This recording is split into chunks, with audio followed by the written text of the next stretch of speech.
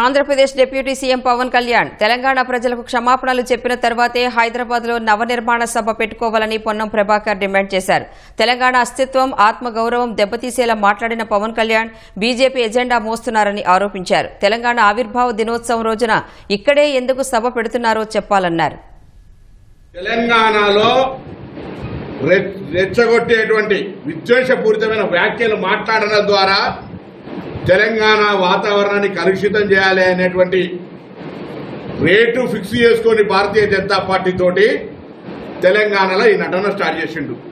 పవన్ కళ్యాణ్ అభిమానులు అన్ని పార్టీలు ఉండొచ్చు చూసుకోరి, కానీ రాజకీయ పరంగా నీ కన్న తల్లి అయినటువంటి తెలంగాణ లాంటి తెలంగాణను అవమానపరుస్తూ తెలంగాణ ఏర్పడితే 11 రోజులు నిరాశ చేసిన తెలంగాణలో కళ్ళు దృష్టి పడితే కోనసీమ కొబ్బరి చెట్లు ఎండిపోతున్నాయి అనేటువంటి వాడిని ఇక్కడ మనం ఎంటర్టైన్ చేస్తే ఇది దౌర్భాగ్యమైనటువంటి పరిస్థితి. క్షమాపణ చెప్పు, ప్రసంగంలో వీడికి జవాబు చెప్పు. 11 రోజులు తెలంగాణ ఏర్పడితే అన్నం తినలే అన్న ఈ వీడియోకు జవాబు చెప్పు.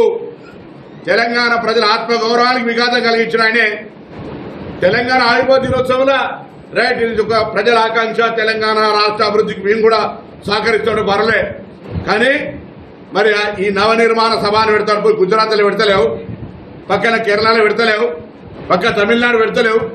ఓన్లీ తెలంగాణకు వచ్చి ఆయనే పైసలు ఇస్తే ఏ నటన అంటే ఆ నటన ఏమంటాడు, ఏ డ్రెస్ వేసుకోమంటే ఆ డ్రెస్ వేసుకొని ఎగురుతాడు. ఇక్కడికి వచ్చి భారతీయ జనతా పార్టీ డైరెక్షన్ ఈ డ్రెస్ వేసుకొని ఎగురుతాడు తెలంగాణ